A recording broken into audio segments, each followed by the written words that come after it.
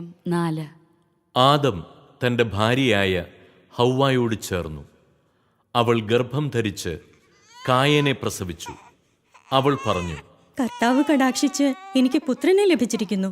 പിന്നീട് അവൾ കായേന്റെ സഹോദരൻ ആബേലിനെ പ്രസവിച്ചു. ആബേൽ ആട്ടിടയനും കായേൻ കൃഷിക്കാരനുമായിരുന്നു. ഒരിക്കൽ കായേൻ തൻ്റെ വിളവിൽ ഒരു ഭാഗം കർത്താവിന് കാഴ്ച സമർപ്പിച്ചു. ആബേൽ തൻ്റെ ആട്ടിൻകൂട്ടത്തിലെ കടിഞ്ഞൂൽ കുഞ്ഞുങ്ങളെ എടുത്ത് അവയുടെ കൊഴുപ്പുള്ള ഭാഗങ്ങൾ അവിടുത്തേക്ക് കാഴ്ചവെച്ചു. ആബേലിലും അവൻ്റെ കാഴ്ചവസ്തുക്കളിലും അവിടുന്ന് പ്രസാദിച്ചു. എന്നാൽ കായേനിലും അവൻ്റെ കാഴ്ചവസ്തുക്കളിലും അവിടുന്ന് പ്രസാദിച്ചില്ല. ഇത് കായേനെ അത്യധികം കോപിപ്പിച്ചു. അവൻ്റെ മുഖം കറുത്തു. കർത്താവ് കായേനോട് ചോദിച്ചു, നീ കോപിച്ചിരിക്കുന്നത് എന്തുകൊണ്ട്? നിന്റെ മുഖം വാടിയിരിക്കുന്നത് എന്തുകൊണ്ട്? ഉചിതമായി പ്രവർത്തിച്ചാൽ നീയും സ്വീകാര്യനാവുകയില്ലേ? നല്ലത് ചെയ്യുന്നില്ലെങ്കിൽ പാപം വാതിൽക്കൽ തന്നെ പതിയിരിപ്പുണ്ടെന്ന് ഓർക്കണം. അത് നിന്നിൽ താൽപര്യം വച്ചിരിക്കുന്നു. നീ അതിനെ കീഴടക്കണം. ഒരു ദിവസം കായേൻ തൻ്റെ സഹോദരൻ ആബേലിനോട് പറഞ്ഞു, നമുക്ക് വയലിലേക്ക് പോകാം. അവർ വയലിലായിരിക്കെ കായേൻ ആബേലിനോട് കയർത്ത് അവനെ കൊന്നു. കർത്താവ് കായേനോട് ചോദിച്ചു, നിന്റെ സഹോദരൻ ആബേൽ എവിടെ? അവൻ പറഞ്ഞു, എനിക്കറിഞ്ഞുകൂടാ. സഹോദരന്റെ കാവൽക്കാരനാണോ ഞാൻ? എന്നാൽ കർത്താവ് പറഞ്ഞു, നീ എന്താണ് ചെയ്തത്? നിന്റെ സഹോദരന്റെ രക്തം മണ്ണിൽ നിന്ന് എന്നെ വിളിച്ച് കരയുന്നു. നിന്റെ കയ്യിൽ നിന്ന് നിന്റെ സഹോദരന്റെ രക്തം കുടിക്കാൻ വായ്പിളർന്ന ഭൂമിയിൽ നീ ശപിക്കപ്പെട്ടവനായിരിക്കും. കൃഷി ചെയ്യുമ്പോൾ മണ്ണ് നിനക്ക് ഫലം തരികയില്ല. നീ ഭൂമിയിൽ അലഞ്ഞു തിരിയുന്നവനായിരിക്കും.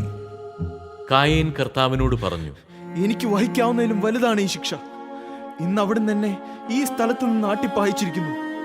അവിടുത്തെ സന്നിധിയിൽ നിന്ന് ഞാൻ ഒളിച്ചു നടക്കണം. ഞാൻ ഭൂമിയിൽ ഉഴലുന്നവനായിരിക്കും. കാണുന്നവരെല്ലാം എന്നെ കൊല്ലാൻ നോക്കും. കർത്താവ് പറഞ്ഞു, ഒരിക്കലുമില്ല. കായേനെ കൊല്ലുന്നവന്റെ മേൽ 7 ഇരട്ടിയായി ഞാൻ പ്രതികാരം ചെയ്യും. ആരും കായേനെ കൊല്ലാതിരിക്കാൻ കർത്താവ് അവന്റെ മേൽ ഒരടയാളം പതിച്ചു. കായേൻ കർത്താവിന്റെ സന്നിധി വിട്ട് ഏദന് കിഴക്ക് നോദ് ദേശത്ത് വാസമുറപ്പിച്ചു. കായേൻ തന്റെ ഭാര്യയുമായി ചേർന്നു. അവൾ ഗർഭം ധരിച്ച് ഹെനോക്കിനെ പ്രസവിച്ചു. കായേൻ ഒരു നഗരം പണിതു. തന്റെ പുത്രനായ ഹെനോക്കിന്റെ പേര് അതിന് നൽകി. ഹെനോക്കിന് ഈരാദും ഈരാദിന് മെഹുയായേലും ജനിച്ചു. മെഹുയായേലിന് മെഥൂശായേലും മെഥൂശായേലിന് ലാമക്കും ജനിച്ചു. ലാമക്കിന് 2 ഭാര്യമാരുണ്ടായിരുന്നു, ആദായും സില്ലായും. ആദായുടെ മകനായിരുന്നു യാബാൽ.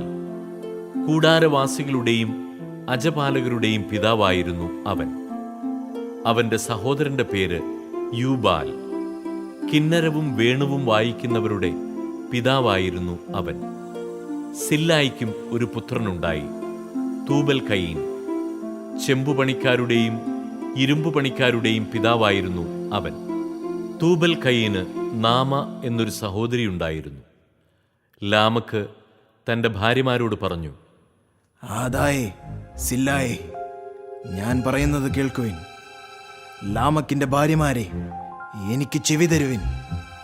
എന്നെ മുറിപ്പെടുത്തിയ ഒരുവനെയും എന്നെ അടിച്ചൊരു ചെറുപ്പക്കാരനെയും ഞാൻ കൊന്നുകളഞ്ഞു.